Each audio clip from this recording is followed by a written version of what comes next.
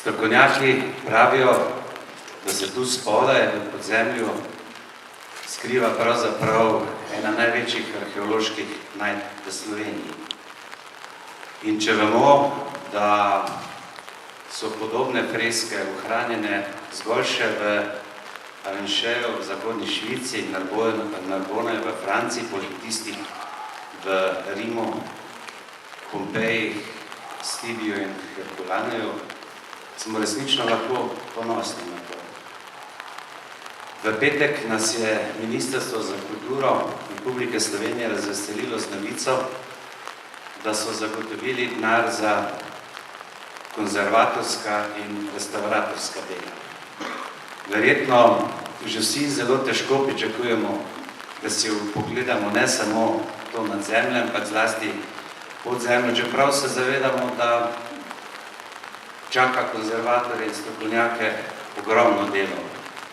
55.000 kosov fresk, ki niso ostale na stenah, v 1400 zabojčkih, verjetno si ni težko predstavljati, kako ogromno delo čaka strokovnjake in verjetno traja kar nekaj časa. Nekaj malega vemo, kaj je na teh freskah in kot pravijo strokovnjaki, v Amorju verjetno še psiha,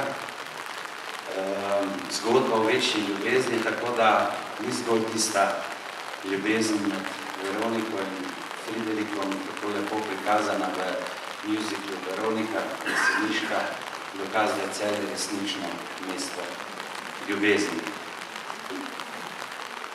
Sicer pa smo v okviru prenove tega trga obnovili 2873 kvadratnih metrov tlakov, seveda vso komunalno infrastrukturo, zgradili smo podzemne zabojnike, namestili novo mestno opremo, javno razsvetljavo in posadili nova drevesa.